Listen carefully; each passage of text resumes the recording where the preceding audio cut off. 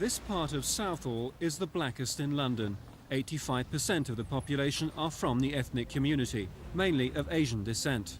They're among an estimated 750,000 black people across London eligible to vote on June the 11th.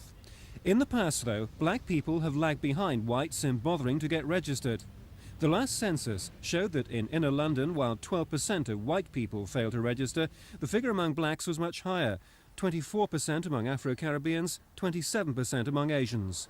But things have been changing.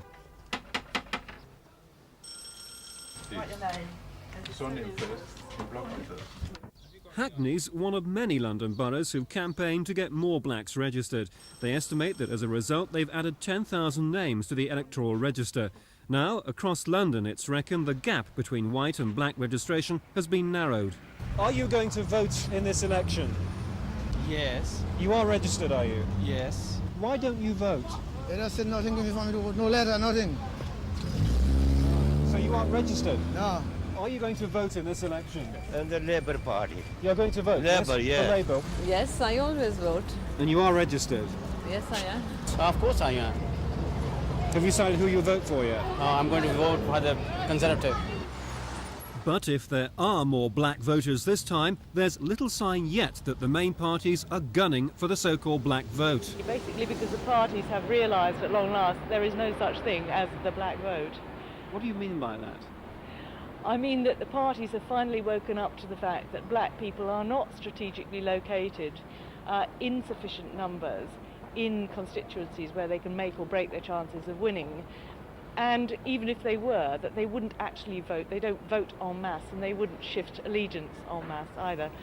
Traditionally, that allegiance has been to Labour. Last time, the party won the support of 2/3 of black voters. But since, the party's been rocked by a bitter row over black sections, set up 4 years ago by party activists who felt black people weren't getting enough say. The sections are outlawed under the party's constitution. And the recent suspension of Sharon Atkin as a parliamentary candidate for allegedly calling the party racist has made it a frontline issue. Polls have suggested that most blacks don't want black sections, but Russell Prophet, one of 7 black Labour candidates in London, doesn't think it's harmed their chances. Well, we've been listening to what the black community have been saying, indeed what the whole community have been saying, and they have said to us their concerns at this moment in time is to end the misery and the decay of Tory policies and to see the return of a Labour government. Nerj Diwa is a rare commodity. But the job market is looking good. Unemployment is coming down. He's the Conservatives' only black candidate in London. He denies, though, that the Tories are lukewarm about ethnic candidates and believes his party is the natural choice for black people. They want to save for their children. They want to buy property. They want to have low taxes. They want to have high savings. They believe in religious values. They believe in tradition. They're all conservative values. They are not Labour values. Zabanu Gifford is the Alliance's only black candidate in London.